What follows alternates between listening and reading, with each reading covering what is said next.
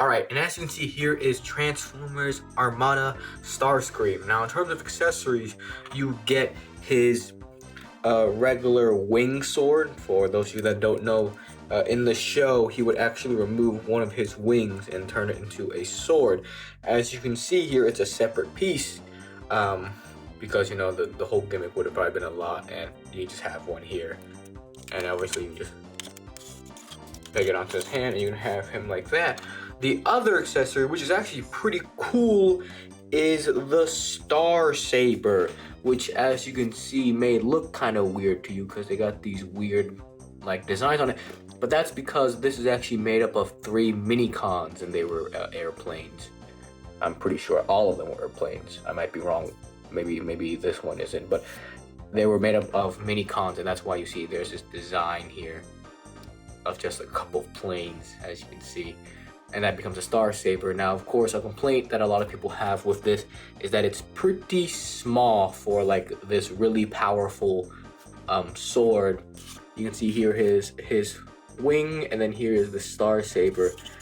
Yeah, it's less of a Star Saber and more like a star dagger, as you can see. But hey, it does come with it, and it's pretty cool. Now, before we continue on with the actual figure, let's talk a little bit about the actual character. So you see, this Starscream comes from the Transformers Armada series, which is the first true reboot of the Transformers franchise.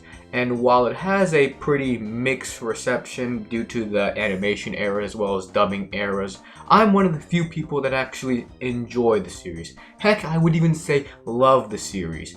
And at least I think majority of people can agree that the one thing they did correctly was Starscream, because he probably has the best incarnation. The show probably has the best incarnation of Starscream ever. And I'm right. Okay, it's a fact. But what really matters is that Starscream is usually the person that is constantly trying to backstab Megatron and make him take as many L's as possible, even though most of the time Starscream is the one that ends up taking all the L's. In this show, Starscream kind of begins like that, but then throughout the entire series, he ends up realizing kindness and empathy from the humans. He ends up learning about that and realizing, maybe I shouldn't be bad. And he even has a little feud with his father Megatron and whatnot. And obviously everyone knows what happens to Starscream. Spoiler warning for a 2-decade-old show at this point. He dies. Okay, he pays the ultimate price to get Megatron to finally team up with Optimus Prime to fight the giant evil meatball Unicron.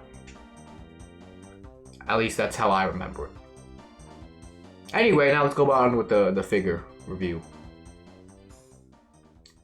Hello everyone, it's Mini-Me here for the figure review. Unfortunately, as you can see, I am in a different place than I usually am, and that's because Wheeljack wanted to test his new Minicon Ray, or aka a Shrink Ray, and I was a test subject, and well, it went a little something like, are you sure this is a good idea? Trust me, I'm the engineer here, alright?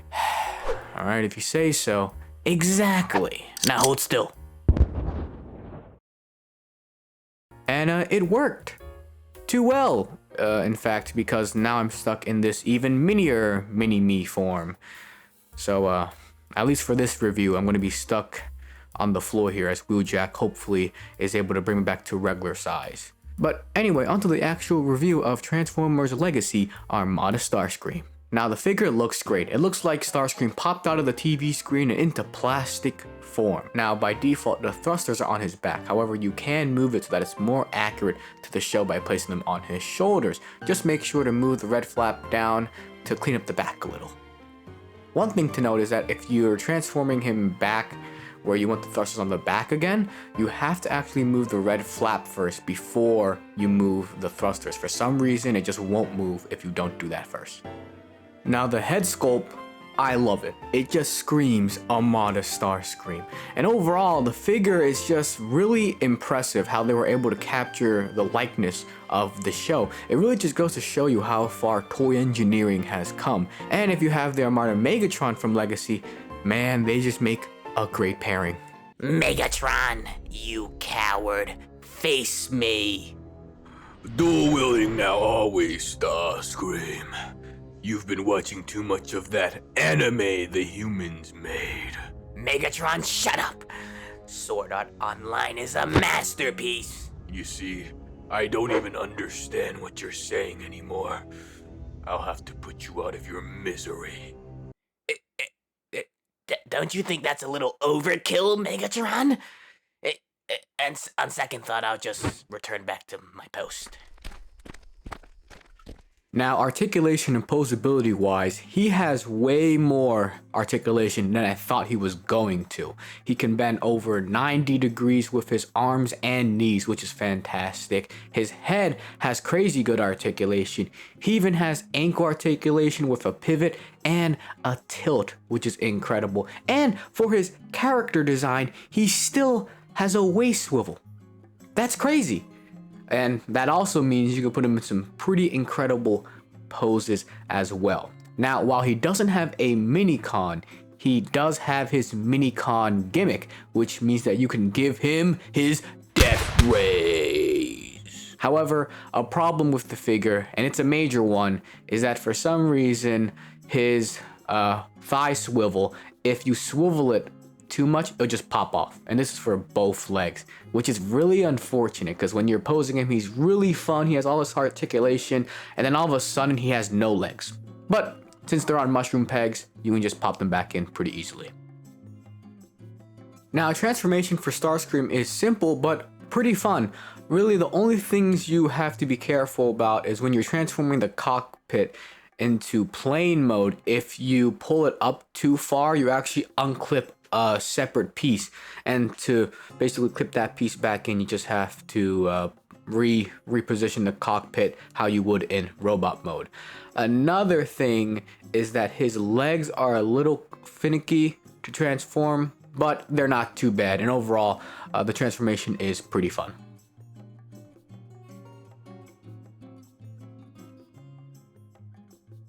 And the plane mode looks really good. I really have no complaints with it because it is pretty accurate to how the original Armada Starscream's plane mode looked. And for the most part, it's really swooshable. What is cool though is that his thrusters are the same ones as his mini-con death ray, which means that technically, in theory, his jet can shoot backwards.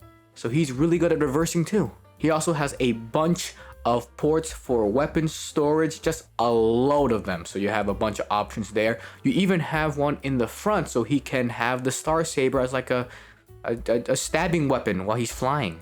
A minor nitpick is that his legs don't really tab in too well into the back, but it holds in well enough. At least he can pilot himself, so that's pretty funny. And he can also do the mech cross thing where like it's a jet but with limbs, and that's also pretty funny. Alright, size comparison time. Here is him next to the Transformers Legacy Armada Megatron. Then here is him next to Mini-Me, or a high-grade Gundam. And here is him next to the Transformers Combiner Wars Legends class Power Glide. And so my overall thoughts on this figure is that I really like him a lot. Now I could be biased because I really like Armada Starscream, but he looks like Armada Starscream, posability is really nice, all his modes are also great, transformation is pretty fun. Aside from the minor flaws that I mentioned in the review, he's a pretty good figure that I would recommend picking up if you're a Transformers Armada fan. But that's about it for this video. Hopefully you guys all enjoyed, and now if you'll excuse me, I need to see how Wheeljack is going with that growing ray. Well, bye!